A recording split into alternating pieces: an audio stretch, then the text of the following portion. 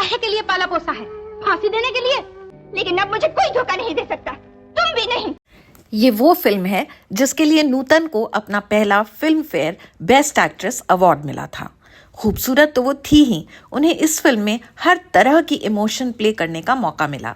सीधी सादी, चुपचाप जुल्म सहने वाली से लेकर बदमिजाज, गुस्सैल और कड़वाहट से भरी हुई लड़की बनने तक। फिल्म की कहानी भी बहुत एंटरटेनिंग थी और इसे लिखने के लिए डायरेक्टर अमिय चक्रवर्ती को film fair best story award भी मिला। चलिए फिल्म का नाम बताने से पहले इसकी कहानी सुनाती हूँ। गौरी यानी नूतन एक अच्छे दिल की लड़की है जिसके माँ बाप नहीं हैं। वो अपने चाचा काशीनाथ और उनकी बीवी के साथ रहती है और दिन रात उनके ताने सुनती है। फिर भी वो पड़ोस के बच्चों के साथ कुछ हंसी खुशी के पल बिताकर अपने आप को संभाले रखती है। घर का सारा काम करने के अलावा वो एक अमीर परिवार के यहाँ बर्तन चौका भी करती है, जहाँ बांके नाम का रसोइया उस पर बुरी नज़र डालता है। जब गौरी उसके बस में नहीं आती तो गुस्से में वो उस पर चोरी का झूठा इल्ज़ाम लगा देता है। गौरी की मालकिन उसे थाने ले जाती है और बड़ी मुश्किल से उसके चाचा उसे छुड़ा कर लाते हैं। लेकिन गौरी की किस्मत में खुशी जैसे आना ही नहीं चाहती। बाकी एक बार फिर उसे फंसा देता है और इस बार गौरी की बात सुनने को कोई तैयार नहीं। चाचा चाची भी उसे अपने पास रखने से मना कर देते हैं। घर से बेघर हुई गौरी को अनाथ आश्रम में पटक दिया जाता है। अब तक गौरी जिंदगी से इतनी थक चुकी है कि उसे किसी की परवाह नहीं। उसका गुस्सा हर एक पे उतरने लगता है। मुझे आज तक आराम ही मिला है और मैंने पेट भर भर के खाने खाए हैं, बहुत खाए हैं। बस एक ही इंसान है जो गौरी की इन हरकतों से परेशान नहीं होता। अनाथ आश्रम के इंचार्ज अशोक बाबू यानी बलराज साहनी, जिन्हें सब बाबूजी कहकर बुलाते हैं। बाबूजी बहुत ही नरम दिल और धीरज रखने वाले देवता समान इंसान हैं, जो आहिस्ता आहिस्ता गौरी को सुधार भी देते हैं और उसके दिल में जगह भी बना लेते हैं। आश्रम में गौरी की दोस्ती होती है पुतली नाम की लड़की से। क्या बात है। जब गौरी उसे बांकेलाल की करतूतों के बारे में बताती है तो पुतली उसे भगाने में मदद करती है।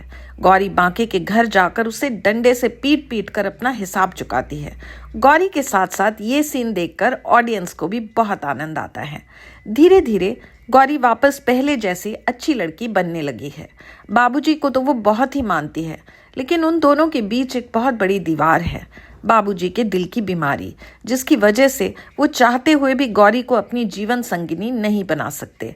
इसलिए वो आश्रम में अपने सहायक मुरलीधर से वादा लेते हैं कि वो गौरी को अपना ले और गौरी से भी वचन ले लेते हैं कि वो उनकी बात मान ले। गौरी के दिल में तो अब किसी और की जगह है ही नहीं और मुरलीधर ये बात अच्छी तरह जानता है। वो गौरी से कहता है, लड़कियों की खोपड़ी भी उल्टी होती है।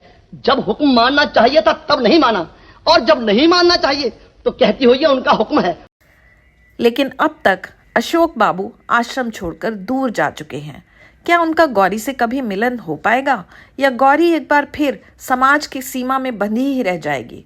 इसका जवाब आपको मिलेगा नूतन की इस दिल छू लेने वाली फिल्म में, जिसका नाम था सीमा।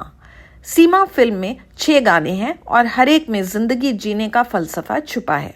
इनमें सबसे लोकप्रिय हुआ था मन्ना डे का गाया हुआ तू प्यार का सागर है। इसको कैसे फिल्माया गया वो भी अपने में एक इंटरेस्टिंग कहानी है।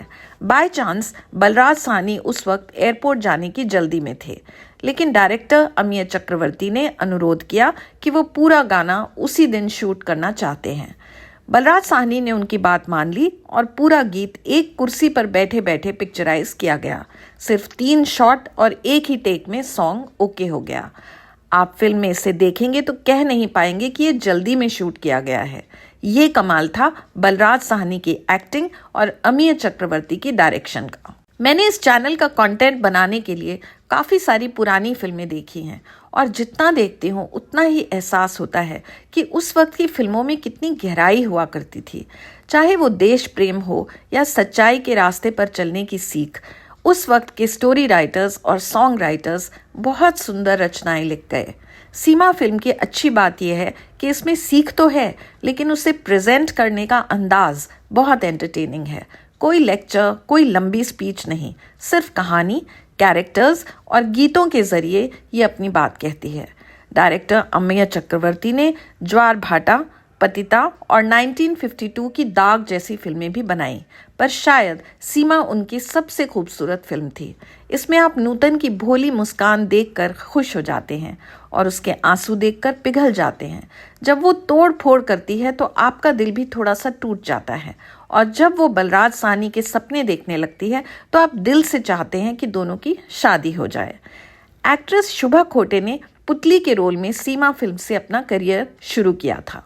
फिल्म में एक लंबा सीन है जिसमें पुतली तेज साइकिल चलाकर किसी चोर का पीछा करती है। ये सीन इसलिए डाला गया था क्योंकि शुभा खोटे रियल लाइफ में साइकिलिंग चैंपियन थी। बांके का कैरेक्टर भी बहुत एंटरटेनिंग था। CS दुबे ने इसे निभाया था और आधे विलन आधे कॉमेडियन की तरह गौरी को परेशान करते हुए काफी क्यूट से लगे वो। किसी शाम अगर मन उदास हो या परिवार के साथ बैठकर एक अच्छी सी फिल्म देखनी हो तो सीमा ज़रूर देखिए। फिल्म नहीं भी देखनी हो तो लाइट्स थोड़ी हल्की करके हेडफोन्स लगा के इसके मधुर गीत सुनिए। शैलेंद्र और हसरत जयपुरी के बोल, शंकर जयकिशन का संगीत, लता, रफ़ी और मन्ना डे की आवाज़ें, आप इनके जादू में खो जाएंगे। अमिय चक्रवर्ती सीमा फिल्म की रिलीज़ के कुछ समय बाद ही दुनिया से चले गए। उस वक्त उनकी उम्र सिर्फ 45 वर्ष थी। उनके इतनी जल्दी चले जाने से हिंदी सिनेमा कई और अनमोल फिल्मों से महरूम रह गया।